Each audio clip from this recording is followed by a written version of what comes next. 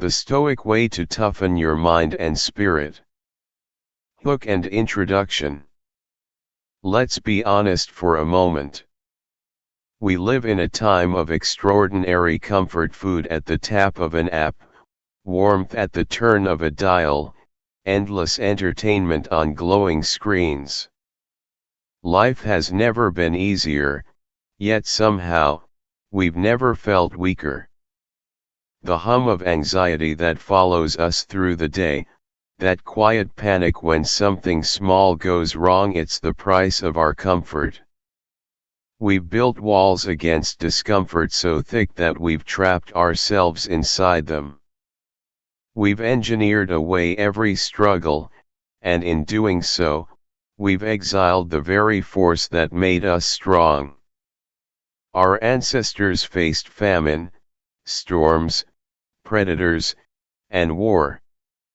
We faced delays in Wi-Fi. They endured winters that froze their bones, yet we crumble when someone disagrees with us online. It's not that we've become worse, it's that we've forgotten who we are. You come from survivors. From people who endured what would break most of us today. Resilience isn't something you earn through a course or a quote, it's in your DNA. But to awaken it, you must stop running from struggle and start seeing it as your greatest teacher. What if the cure for fragility wasn't in avoiding pain but in embracing it? What if the strength you seek is hidden inside every challenge you refuse to face? That's the heart of Stoicism, an ancient, battle-tested philosophy not for monks or scholars, but for people in the arena. Warriors. Leaders. Thinkers who learn to master chaos not by controlling the world, but by mastering themselves. This is the Stoic way, the path to an unshakable mind and spirit. Today, we're not talking about abstract ideas. We're building a training plan for your soul. A philosophy you can live, breathe, and embody. Here are 12 Stoic lessons that will toughen your mind, sharpen your spirit, and prepare you for a world that doesn't owe you comfort. Let's begin. Lesson 1. Stop making excuses and take full responsibility. The first pillar of a strong mind is radical ownership. Excuses are the currency of weakness, the small lies we tell ourselves to escape duty. I'm too tired. It's not the right time. I'll start tomorrow. But every excuse is a quiet betrayal of your own potential. Marcus Aurelius, the emperor philosopher, wrote to himself in Meditations, "At dawn, when you have trouble getting out of bed, remind yourself you are rising to do the work of a human being." He didn't write that for us. He wrote it for himself because even the most powerful man in the world wrestled with the same resistance we all do. The Stoic doesn't wait for motivation. He acts. He doesn't waste time arguing with circumstances. He looks within and asks, what is within my control? That's where his energy goes. When you take full ownership, you stop being a victim of fate and start being the architect of your response. You learn that the world owes you nothing, but your choices owe you everything. Responsibility is not punishment, it's liberation. Because once you accept that everything is your fault, you realize that everything can also be your doing. From that moment forward, your life becomes a reflection of your discipline, not your excuses. Lesson 2. Embrace discomfort as training. Comfort is seductive. It whispers that you've earned a break, that you deserve to take it easy. but the Stoic knows that comfort is the enemy of strength. Seneca, one of Rome's richest men, practiced voluntary discomfort.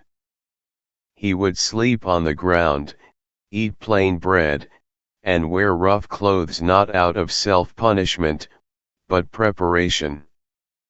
He wanted to know that if fortune ever turned against him, he would still be fine.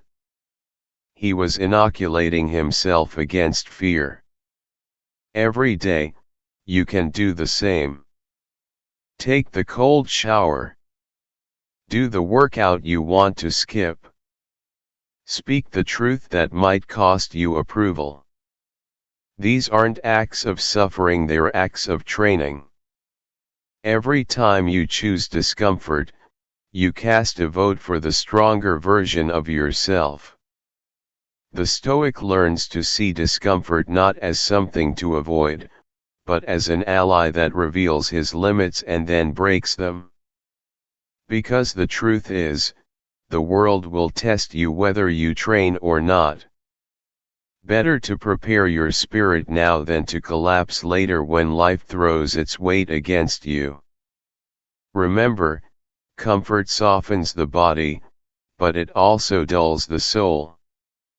Lesson 3: Guide your emotions with reason. Stoicism isn't about suppressing emotions, it's about mastering them.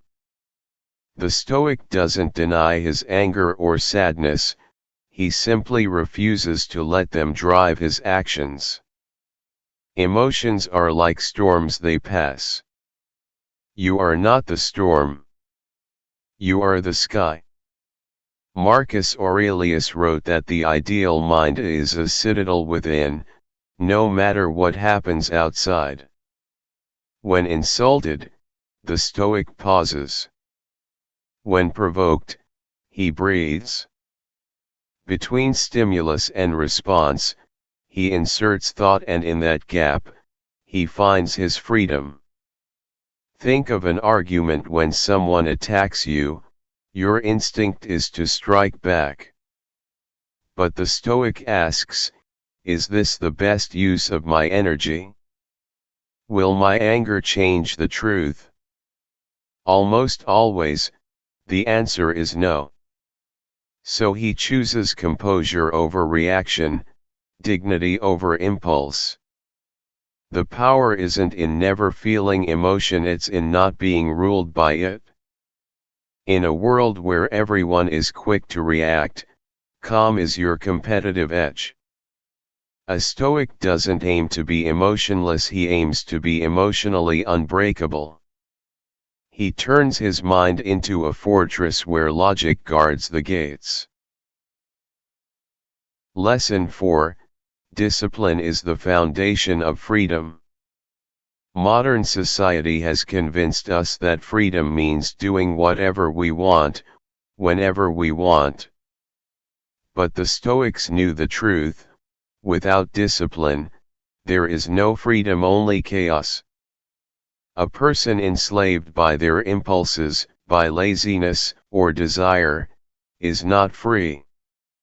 They are bound by invisible chains of weakness. Epictetus, who was born a literal slave, taught that the highest freedom comes from mastering oneself. No man is free who is not master of himself, he said. Discipline is not a restriction, it's the structure that allows greatness to stand. Think of the athlete who trains before dawn, the writer who faces the blank page every morning, or the leader who shows up no matter how he feels. They are not controlled by comfort, they are guided by purpose. Every time you act with discipline, you reclaim power from the chaos of emotion. The Stoic sees discipline not as punishment but as love for your future self, respect for your potential. True discipline doesn't come from motivation, it comes from identity. You don't train because it's easy, you train because it's who you are. And when you live that way, When your habits align with your values, you move through life like a man who cannot be shaken because he's already done the hardest thing, he's mastered himself. Lesson 5, Tame your desires before they rule you. Desire is fire, it can cook your food or burn down your home. The Stoics never said to extinguish desire entirely, they said to control it. We live in a world that feeds our appetites endlessly: pleasure, possessions, status, validation.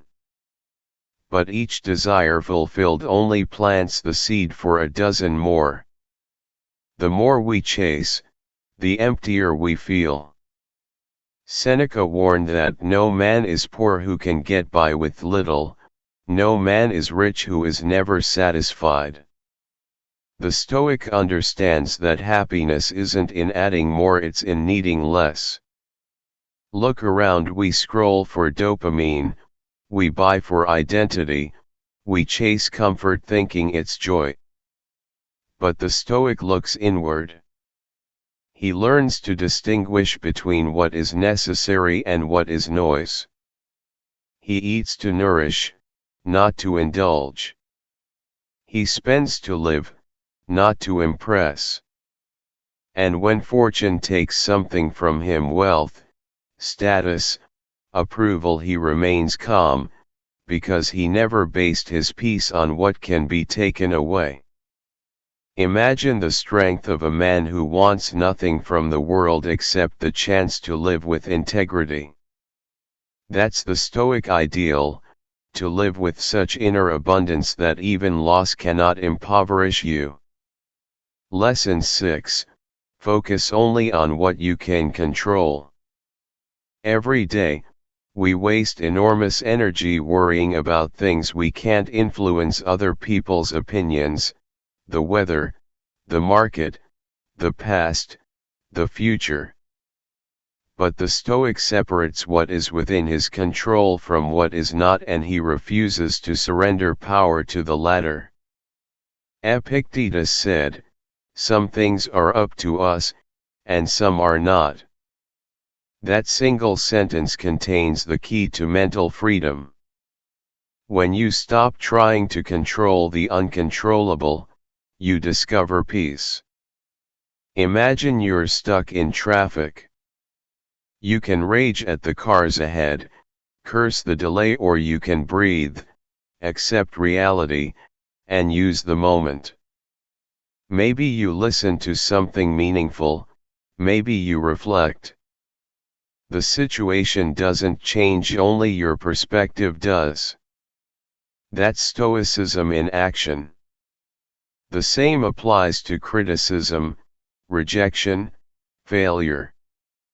You can't control what others think or how the world turns, but you can always control how you meet it. The Stoic doesn't resist the current, he steers within it. Like a sailor adjusting his sails, he moves forward no matter which way the wind blows.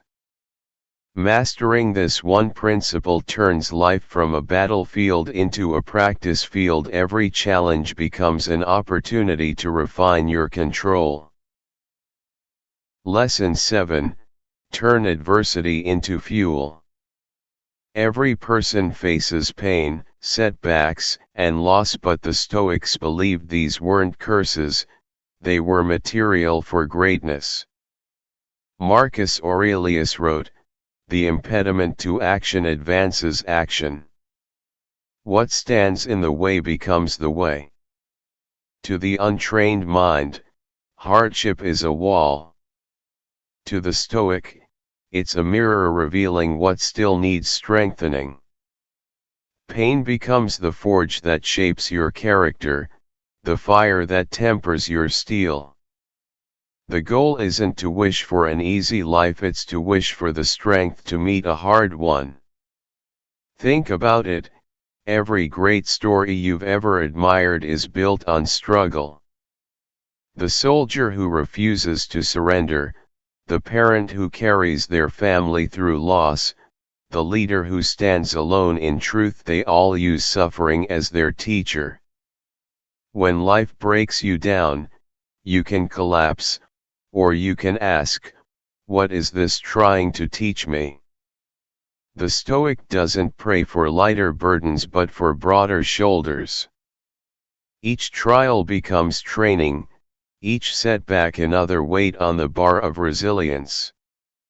When you start to see difficulty as a gift, something profound happens. The world loses its power to intimidate you. You become unbreakable not because life stops hurting, but because you stop fearing the hurt. Lesson 8, remember you will die. There's a Latin phrase the Stoics lived by, memento mori, remember that you must die. At first, it sounds dark, even morbid. But to the Stoics, it was the ultimate motivator. When you face the truth of mortality, life becomes sharper, more sacred. You stop wasting your time on trivial arguments, petty desires, or the approval of strangers. Marcus Aurelius reminded himself every morning, you could leave life right now. Let that determine what you do and say and think. Imagine if you lived with that awareness every day. Would you hesitate to tell someone you love them? Would you delay your purpose until tomorrow? Would you waste hours scrolling through noise, or would you fill your day with meaning? The Stoic sees death not as an enemy, but as a mentor. It reminds him to live fully, to forgive quickly, to act courageously. Death is not there to haunt you, it's there to wake you up. When you realize every moment could be your last, fear loses its grip, and gratitude takes its place. That's the paradox of Stoicism. By accepting death, you finally learn how to live. Lesson 9, live for service, not status. In a world obsessed with followers, fame, and fortune, the Stoic takes the opposite path. He serves.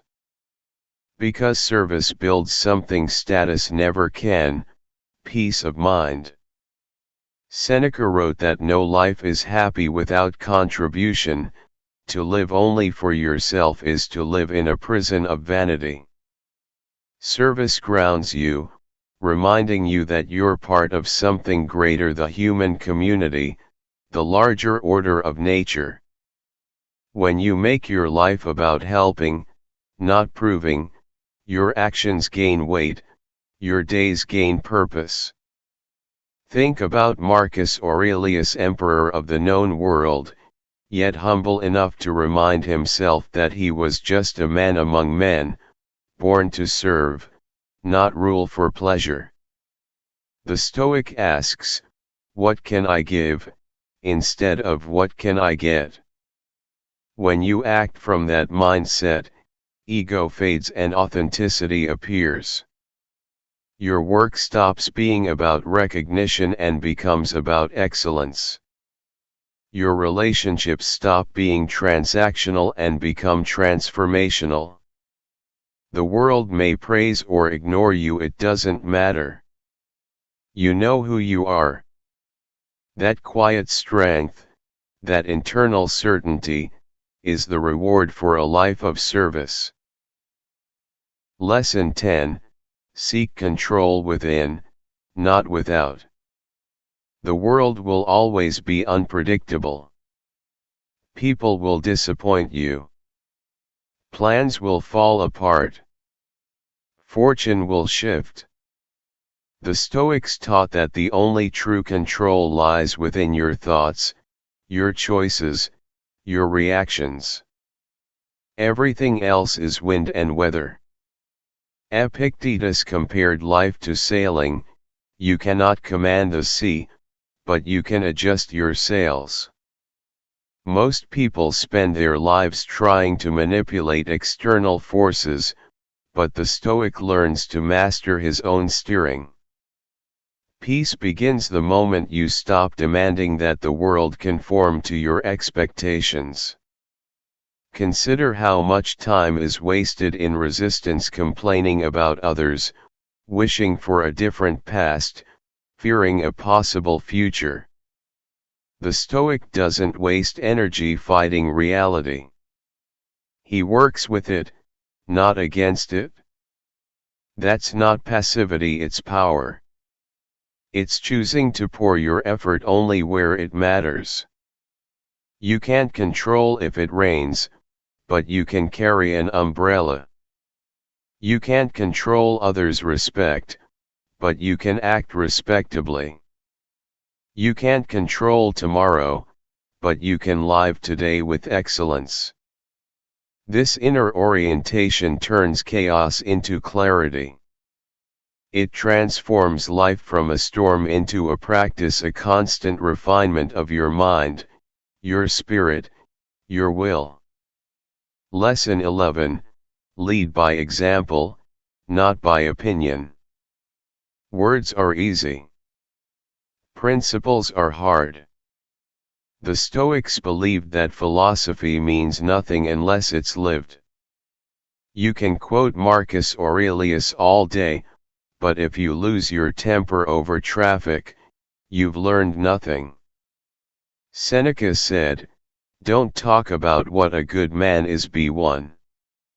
The greatest influence you can have on others is quiet consistency.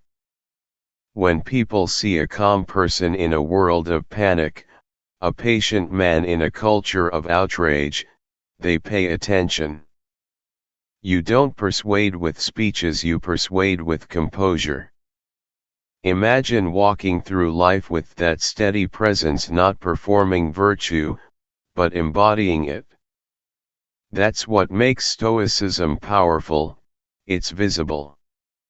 You see it in the parent who doesn't lash out under pressure, in the worker who stays honorable when no one's watching, in the friend who listens more than they talk. These are the real philosophers, not the ones with theories, but the ones with discipline. The Stoic doesn't seek applause. He doesn't need validation. His peace is his proof. And through that quiet strength, he becomes something rare, an example worth following. Lesson 12, endure with grace. This is the heart of Stoicism: endurance. Life will test you, over and over. There will be loss, betrayal, failure, illness. But none of it defines you, your response does. The Stoic meets hardship not with bitterness, but with composure. Not because he's numb, but because he's wise. He understands that pain is part of the human contract. Fire tests gold, adversity tests brave men, Seneca wrote. Strength without grace becomes cruelty. Grace without strength becomes weakness. The Stoic walks the narrow line between the two: firm but kind, grounded but compassionate. Think of endurance as an art, not just surviving, but transcending. When everything falls apart, the Stoic doesn't curse the heavens. He breathes, accepts, and stands tall. He may bend, but he doesn't break. This kind of strength isn't loud, it's quiet, like a mountain weathering centuries of storms. That's what the world needs now: people who can hold steady when everything else is trembling. To endure with grace is to be unshakable, not because life is easy, but because you have learned that peace is earned, not granted. Conclusion: the inner citadel. The Stoic way isn't a quick fix. It isn't a trick